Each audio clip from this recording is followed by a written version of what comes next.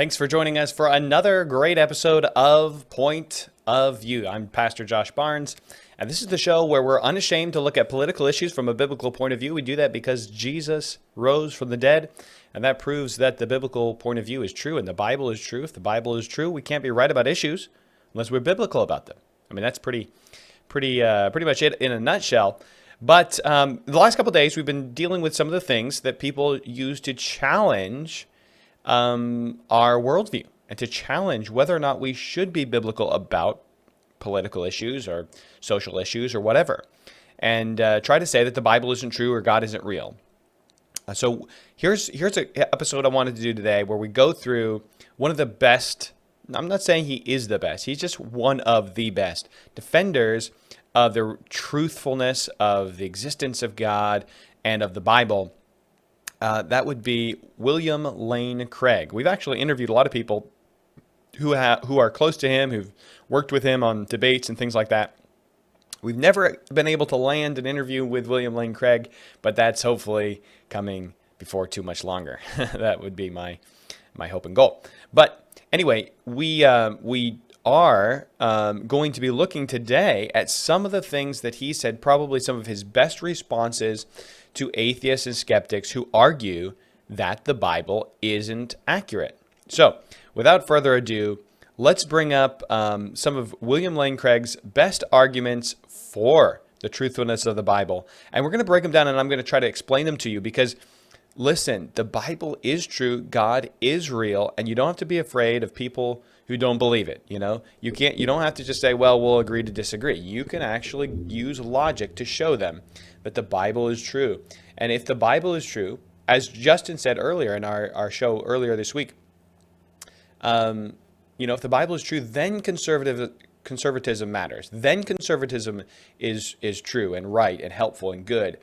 But conservatism without the Bible isn't conservatism at all, because it's conserving a country that the founders didn't intend. The founders intended the country to be a religious country, a faith country. They based it on their worldview that the Bible is true. So anyway, so that's the way we should look at it. Here is William Lane Craig in our first clip, and I believe here he's talking about the arguments for the resurrection. Let me show you what he had to say. Extraordinary claims require extraordinary evidence. Yes, indeed. The question I've got is, what would that extraordinary evidence be in the first century? You didn't have video cameras, you didn't have scientific tests, so what would that look like? If there had been a video camera there at the door of the tomb, and we could see the angel coming down, rolling aside the big stone, that sort of thing, well, I would say probably, first of all, it was made in the Walt Disney Studio. That would be my first hypothesis. So I want to be clear. This is not William Lane Craig. This is in the middle of a debate. And William Lane Craig is going to be coming on in just a moment. This man is saying that, the extraordinary claim that someone actually rose from the dead needs extraordinary evidence. Well, that's kind of silly, though, actually, because extraordinary claims need the same amount of evidence as any other claim does. If you said a spaceship landed in the field out back, I might believe you. So let's back up. If you said there's a cow in the farmer's field, I probably would just believe you, right? If you asked me to if you said it's important that there's a cow in this field, then I might not just believe you because you said it. I might actually go check it out myself because it's important, not because it's extraordinary for a cow to be in the field. If it's important, I want to be sure, right? But if you said an alien landed in the field, yeah, I might say, well, okay, I believe you a little bit less, but you know what? If it's important, I'm still going to go check it out. So still seeing it or whatever evidence I need for the cow is the same for the spaceship. What this man is saying here is that for the resurrection, we need extraordinary evidence because it's an extraordinary claim. Well, William Lane Craig is going to respond to this in just a second. So let's watch.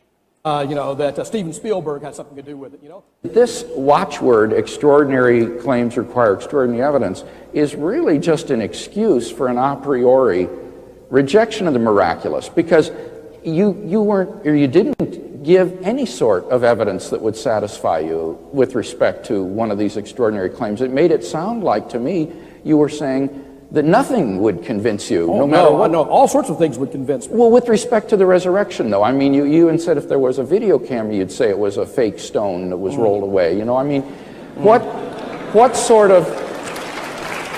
That would be the more reasonable hypothesis under the circumstances. Well, but see, that's what I fear. It is. It's just an a priori rejection of the miraculous here. You're not. There isn't any kind of literary testimony, historical testimony that could convince you. But you're saying that when you say extraordinary, really what you're saying is no amount of evidence would convince me of these extraordinary claims. Sure it would. If tomorrow morning, immediately after breakfast, suddenly there was an earthquake, and a silvery light shone in the sky, and the leaves dropped from the trees, and I dashed outside, and there, towering over us like 100 Everests, was this giant figure with lightning playing around his Michelangeloid face, and he pointed down and saying, "Be assured, Keith M. Parsons, that I do in fact exist, and I'm sick of your logic chopping." Dr. Craig, I would join you in the pew of the church, in the front pew of the church the next Sunday. Be going to the question and answer period. We're going to go to the question and answer period, so we'll be going to microphone as we wind this down. You don't think that you would have said, "Boy, I was having a hallucination." It's a good point, because it's exactly what he would have said. He would have said that he's having a hallucination, it's not real, whatever. The evidence for the resurrection is the argument here that William Lane Craig is bringing up. Let me give you just the 5 basic things. We've done this on the show before, but real quick, there are 5 things that are agreed upon by scholars. This is the vast majority of scholars agree upon this, and most of these claims, except for the empty tomb, are actually the consensus, which means it's over 90%. Like the consensus of scholars all agree on this. But the empty tomb one that I'll give you is actually agreed on by the vast majority of scholars, even though it's not technically a consensus at 90. I think it's something like 70%. But here's the 5 facts that we know to be true. Number 1, historically, we know for sure Jesus was a real person. Number 2, we know for sure Jesus, from historical evidence, we know for sure Jesus died at the hands of the Romans by crucifixion. We know this. Documented historical evidence. This is a consensus among all scholars who study this. Number 3, we know that the tomb, after Jesus was killed at the hand of the Romans, that the tomb turned up empty and the body could not be found. We know this. This is the vast majority of scholars all agree this actually happened. Number 4, we know that his followers genuinely believed, Jesus' followers genuinely believed to see him risen after his death. Not they claimed it, they actually believed it. These are people who were nothing, they got nothing from it, they lost their land, they lost their jobs, they lost their houses, they lost everything. They even lost their lives. They were put to death for this belief. They would not recant. They absolutely believed this, that they had seen it. And they even claimed, over 500 of them, to have seen Jesus all at one time. So we're not talking about hallucinations. They really believed it, but it was really just a hallucination. They actually saw Jesus. You don't have 500 people seeing the same hallucination at one time. So we have 500 people, over 500 people who actually believed, honestly, genuinely believed to have seen Jesus, and it wasn't a hallucination. And this is consensus among scholars. Scholars concede that this happened. And we have sightings of the risen Lord that even converted people who weren't believers. So someone might say, well, they're believers, they already believed in Jesus. But there was at least 2 people, James, the brother of Jesus, and Paul, who were not believers in Jesus, did not believe while he was alive on this earth. Paul even persecuted the Christians and went out and was trying to kill them. He was enemies against the Christianity, and he changed because he said, I actually saw Jesus. And that's the only explanation for why Paul would have changed. It's the only explanation for why James would have changed his mind. I saw him alive after he died. So the only explanation for these 5 facts, that Jesus was real, that he did die at the hand of the Romans, his tomb was empty, his followers genuinely believed to see him and it wasn't a hallucination, and his enemies even changed their minds after seeing him. The only explanation is that he actually rose. So that's a lot of really compelling evidence to say Jesus really rose from the dead. However, this man is trying to say, oh, the only way that I will ever believe that Jesus rose from the dead is if I see him. If he appears and he looks like 100 Everests in front of me and I actually get to see him. And yet, William Lane Craig correctly points out, no, you would think that it's a hallucination. You won't accept any evidence, and this is the problem. This is the problem. So let's move on before we run out of time, and let's go on to the next clip here.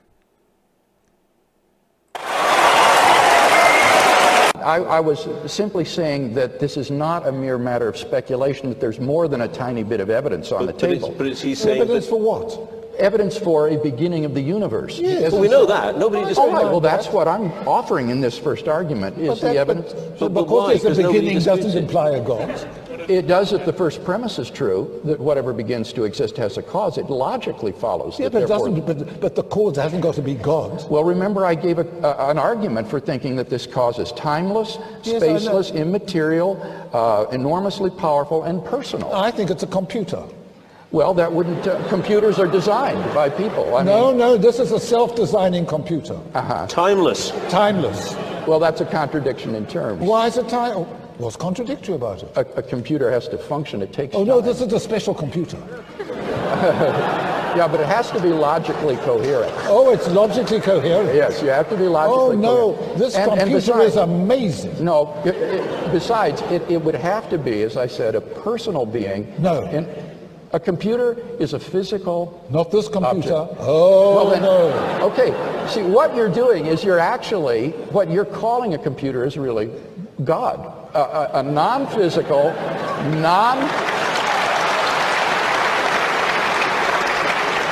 It's just another word if you rob it of all the attributes that make it a computer. Exactly right. It's just another word if you rob it of all the attributes that make it a computer. Now, the argument that William Lane Craig is using here is called the Kalam cosmological argument. This is the argument for the existence of God, not the argument for the resurrection, that Jesus is God or the Bible is true. This is just argument that God exists.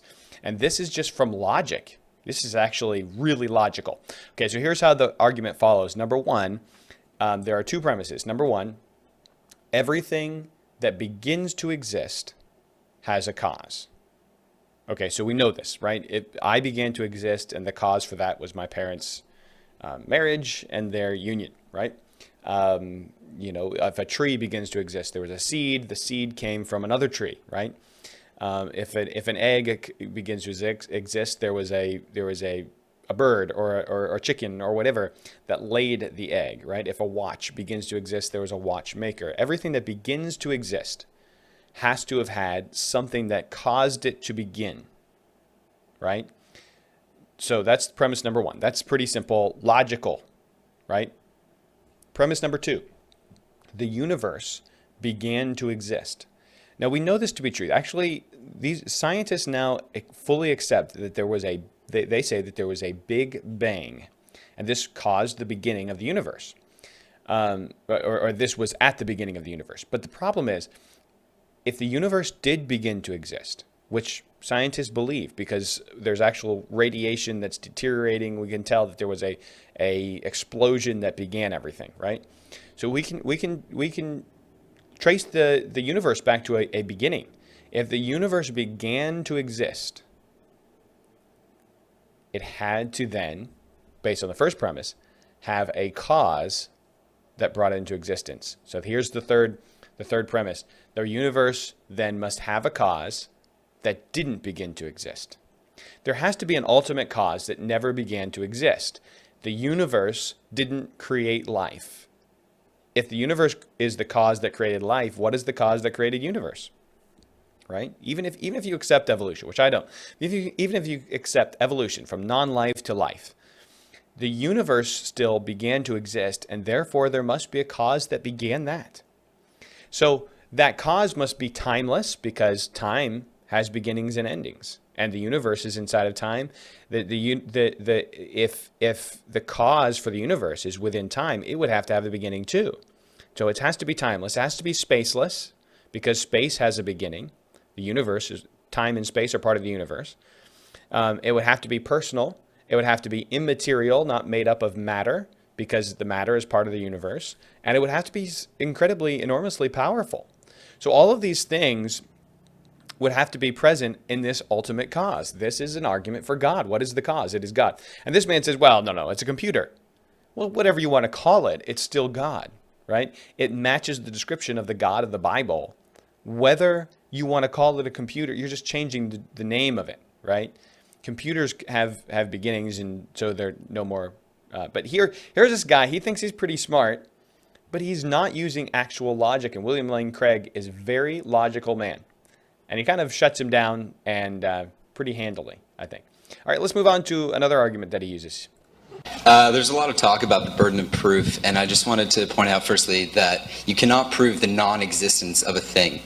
And naturalists accept this. But the problem is when you invoke God as an explanation for that, what you're doing is you're invoking something that is inherently inexplicable. Thereby, you're not solving the problem, you're not explaining anything, you're confounding the problem. You have more to explain. And I just want to ask you, do you think that invoking God as a hypothesis about natural things or the origin of life or the origin of the universe, think that's an advancement to knowledge?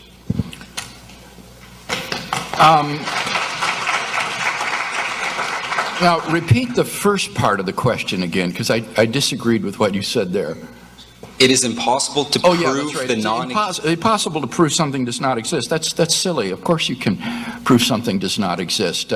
We can prove, for example, that there are no living Tyrannosaurus Rex on the face of the earth. We can prove that there are no Muslims of the United States Senate. Or, as Dr. Shook says, if you can show that something is a self-contradiction, he's in the House. Yeah. You can show that something is self-contradictory. By the way, this was given before we did actually have Muslims in the United States Senate, just to be clear. So there are no married bachelors. So this is an atheist line that you hear on a popular level all the time, but that sophisticated atheists don't take, because it is easy to prove that things don't exist. Now that's true. Okay, so he said, here's the point. You're saying, well, it's impossible to prove that God doesn't exist. So when you're using God, you're just complicating the matter. You're putting up something that we couldn't possibly prove that it doesn't exist. Well, no, you could. If the idea of God was logically contradictory, then you could prove that it doesn't exist. Or you could at least prove that God isn't absolutely necessary. But as we've already said in the Kalam cosmological argument, we've proved that God is absolutely necessary to make sense out of the universe. And in the argument for the resurrection, I've already shown that Jesus proves that he is God by his actual resurrection. This is all historically provable.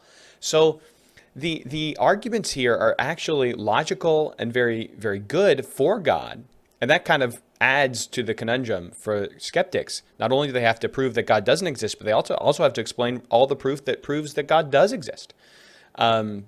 But you can prove that things don't exist. You can show that there's no married bachelors. You can show that things are contradictory, that they just can't exist.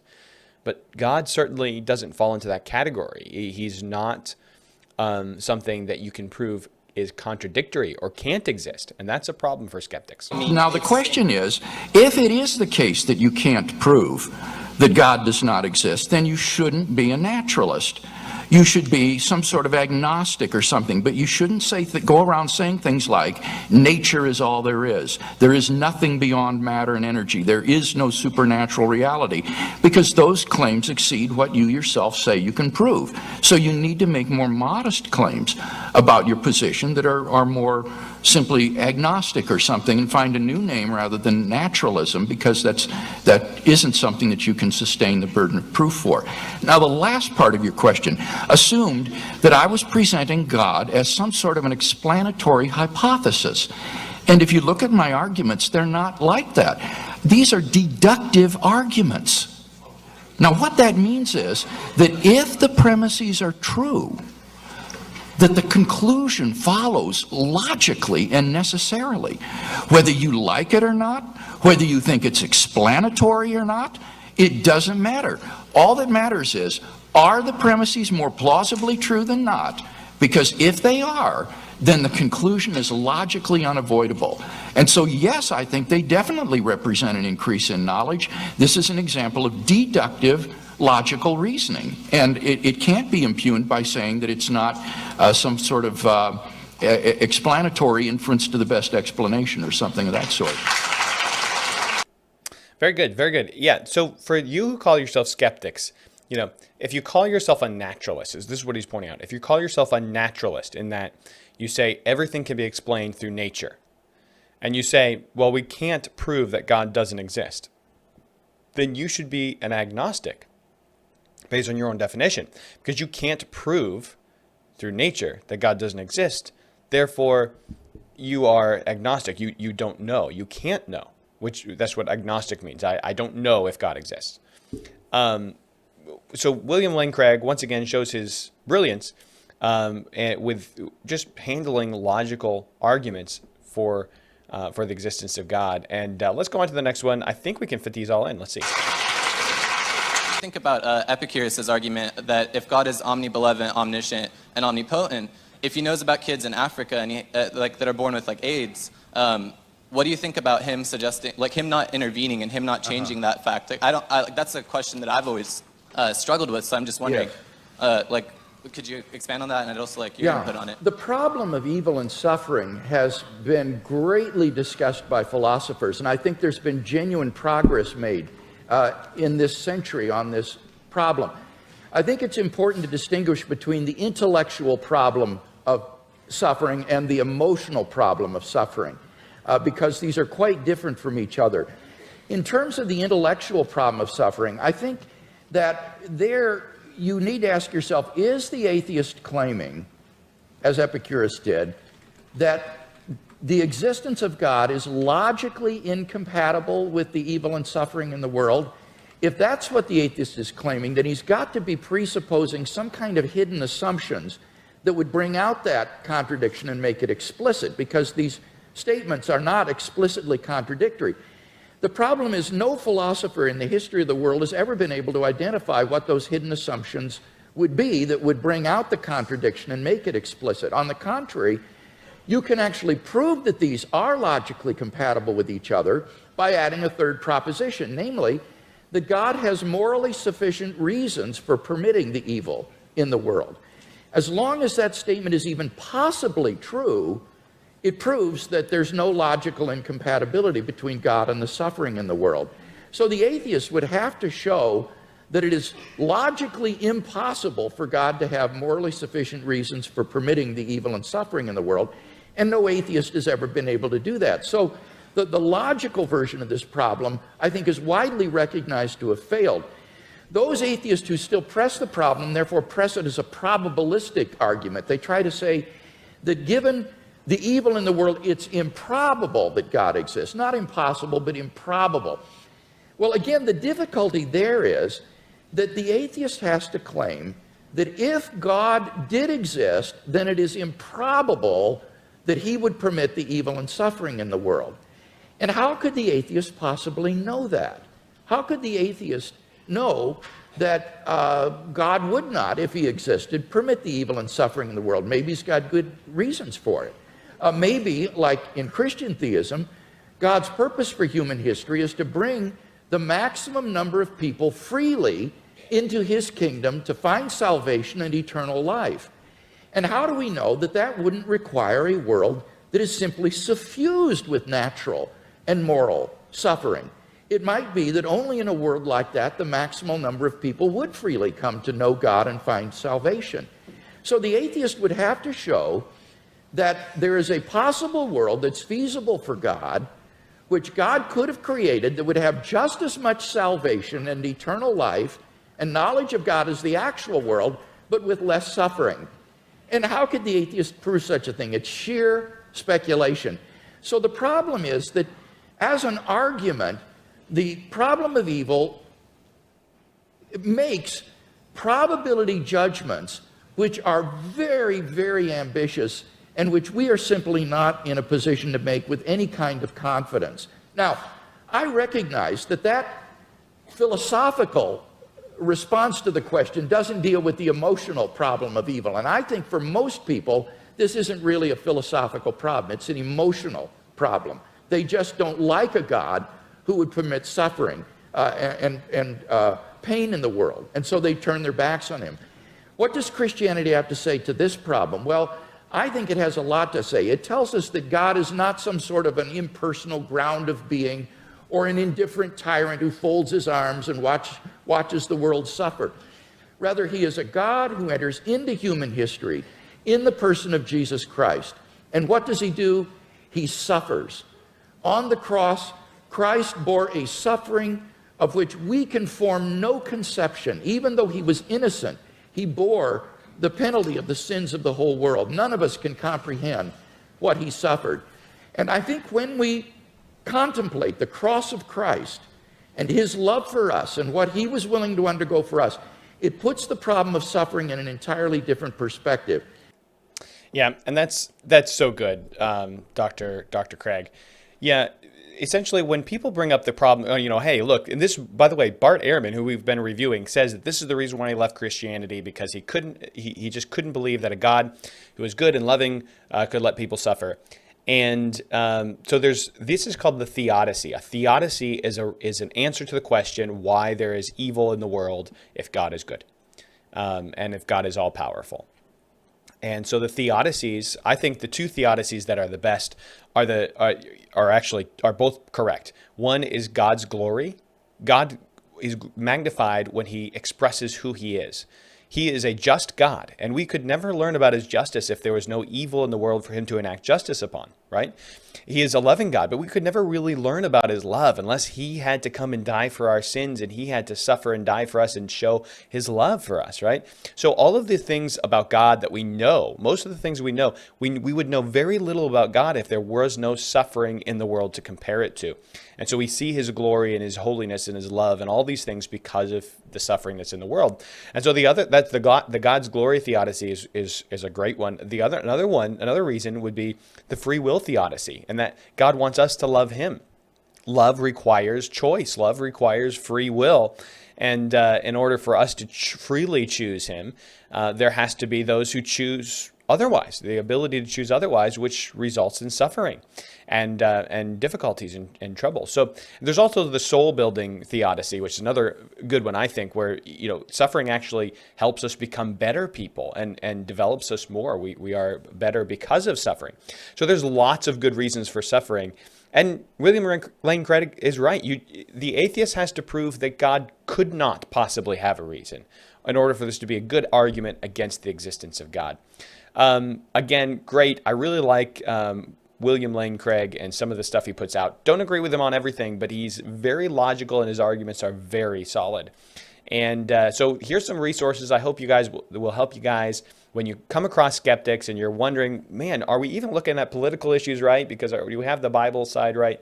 You do, right? We've got it right. The Bible is true. God is real. All of this stuff is provable, logical, reasonable. And it's the skeptic who really needs to prove his position, which they have not.